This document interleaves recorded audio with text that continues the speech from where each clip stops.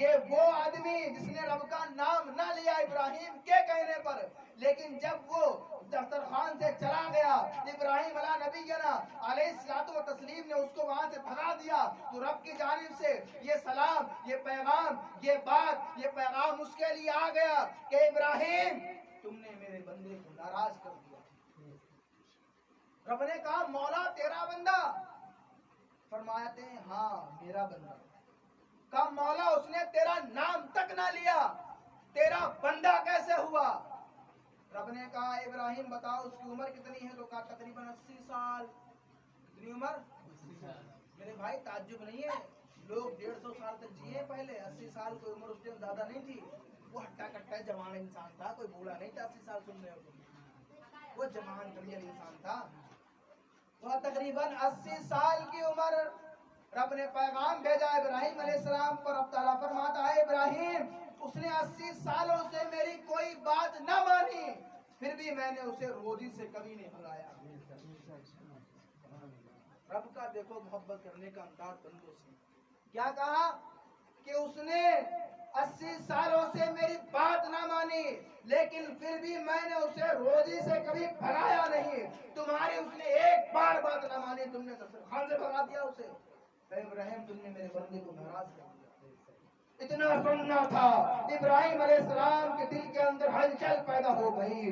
ابراہیم علیہ السلام فوراً اٹھے اور اس کے پیچھے بھاگے۔ وہ انسان کچھ ہی دور پر گیا تھا، جانے کے بعد عرض کیا بھائی ہمارے یہاں چلو، کھانا کھا لو چل کر کے۔ اس نے کہا ابراہیم میں نے پہلے ہی کہا تھا، میری ایک شرط ہے، میں اللہ کا نام نہ لوں گا۔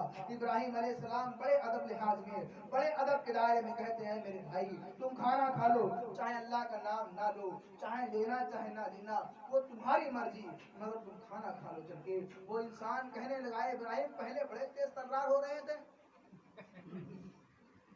پہلے بڑے ناراض ہو رہے تھے، پہلے بڑا مجھ پر آپ نے غصہ دکھایا، لیکن ایسا کیا جو اتنا لہجہ نرم ہو گیا، اتنی نرم انداز میں مجھ سے بات کر رہے ہیں؟ ابراہیم علیہ السلام نے پورا واقعہ اس کے سامنے رکھا کہ جیسے تم دسترخوان سے اٹھے، رب نے تمہارے لیے میرے پاس پیغام بھیج دیا، رب نے تمہارے لیے میرے پاس سلام بھیج دیا، رب نے تمہارے لیے میرے پاس یہ آرڈر جاری کر دیا۔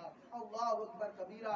اتنا سننا تھا، وہ انسان کہنے لگا اے ابراہیم جس رب کو میں نے دیکھا نہیں، میں نے جانا نہیں، میں نے پہچانا نہیں، جس رب کی میں نافرمانی 80 سالوں تک کرتا رہا، جس رب سے میں 80 سال تک بغاوتیں کرتا تھا، جس کو چھوڑ کر کے میں غیر اللہ کی جانب بھاگتا رہا، اس رب نے اپنے نبی پر، اس رب نے اپنے دوست پر یہ سلام میرے لیے عرض کر دیا، یہ پیغام میرے لیے بھیج دیا۔ اے ابراہیم کھانا بعد میں کھلانا، قسم خدا کی وہ رب کبھی جھوٹا نہیں ہو سکتا ہے، وہ سچا ہوگا، وہ وعدہ لا شریک ہوگا۔ اے ابراہیم کھانا بعد میں کھلانا، پہلے اپنے ہاتھ پر مجھے کلمہ پڑھاؤ اور خدا را مجھے بھی ایسے پاک دل میں داخل کر دے۔ اسلام تیری قدرت میں، جو قدرت نے لچک دی ہے، جتنا ہی دباؤ گے اتنا ہی ابھرے گا۔ میرے پیارے اسلام اس چیز کا نام ہے ہمارا۔ اسلام کبھی نہیں سکھاتا کہ ہم کسی کو ایزا دیں، کسی کو تکلیف پہنچائیں، کسی کو وہ کریں، لیکن آج ذی الحجہ کے مبارک مہینے میں یہ بات بولنا چاہتا ہوں، جو لوگ مالک نصاب ہیں وہ اپنے نام سے قربانی ضرور کرائیں۔ ایک بات اکثر دیہاتوں کے اندر گھومتی، لوگ یہ کہتے ہیں پہلے دادا کی ہوگی، پردادا کی ہوگی، پھر دادا کی ہوگی، پھر دادی کی ہوگی، پھر ہماری ہوگی۔ کہتے ہوں گے لوگ نا، یہ بات سنی بھی ہوگی۔ میرے پیارے یہ بس ایک جہالت ہے اور کچھ نہیں۔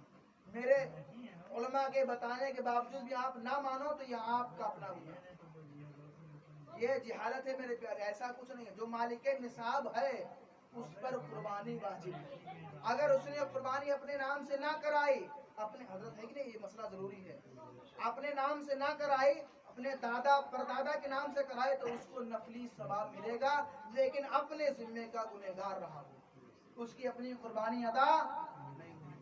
ہاں اگر میت وصیت کر جائے مرنے سے پہلے میرے باپ مثال دے رہا ہوں، یا میرے دادا یہ کہہ جائیں کہ بیٹا میں تو جا رہا ہوں، میرے نام قربانی ضرور کروا دینا، تو اب یہ مرحوم کی قربانی ہوئی، اور اس قربانی کا حکم یہ ہے کہ اس کا سارا گوشت غریبوں میں بانٹ دیا جائے گا۔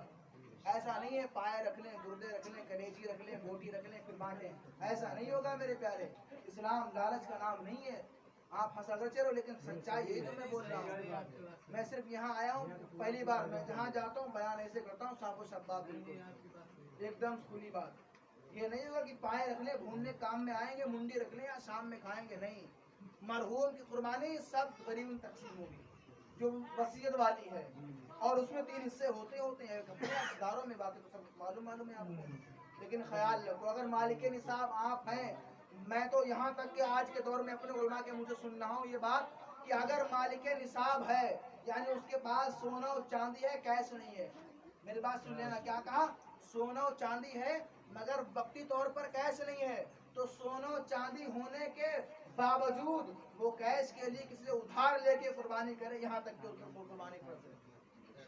नई बात आप समझे, वो भारी नहीं उधार है, वो उधार नहीं है, उसके पास मालिक निसाब होने के सारी चीजें हैं मगर वक्ती एतबार से उसके पास पैसा नहीं है, बैंक में अटका है या पेटीएम नहीं चल रहा है, तमाम हजारों बहाने हो गए। आज तो ऐसे आलम में उसकी छूट नहीं, यहाँ तक के इस्लाम कहता है कि उस वक्त में अरे अपने जोड़ों के लिए उधार ले लेते हैं, रिश्तेदारी में जाना हो तो वहाँ के लिए उधार ले लेंगे, लेकिन ये 3 दिन का जो मामला रहता है वाजिब है, उसके लिए नहीं ले सकते हैं क्या?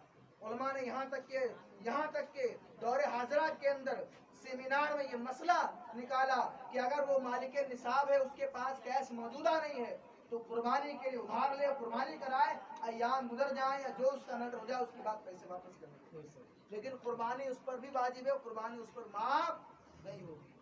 मेरे प्यारे इस्लाम का सच्चा अच्छा मजहब है, हमें ये चाहिए कि मिलाद मुस्तफ़ा हम करवाते रहें, जहाँ होता है वहाँ मिलाद मुस्तफ़ा, जहाँ जिक्र होता है मेरे प्यारे रहमतों का नुज़ूल होता है, फरिश्ते आते हैं मेरे प्यारे, बरकतों का मामला रहता है, इससे हमें और आपको सीखने को मिलता है। और इंशाअल्लाह मैं समझता हूँ कुछ तो आपने सीखा होगा, हाफिज़ साहब ने अच्छी अच्छी बातें बताई, मौलाना साहब ने अच्छी बातें बताई, छोटी मोटी मैं नाचीज़ हूँ, मुझे कुछ इल्म नहीं है, मैंने भी कुछ आपको बातें बता दी, ये बातें कुछ तो आपके जहन में आई होंगी। अल्लाह ताला की बारगाह में दुआ है कि मेरे मौला मुझसे जो बोलने में गलतियाँ अल्लाह ताला माफ़ फरमाए, हम सभी को इन तमाम बातों पर अल्लाह ताला अमल करने की तौफीक अता फरमाए। सब लोग मिलकर कलमा शरीफ पढ़िए, ला इलाहा इल्लल्लाह मुहम्मदुर रसूलुल्लाह सल्लल्लाहु अलैहि वसल्लम। अब सलाम पढ़ लिया जाए। मुस्तफा जाने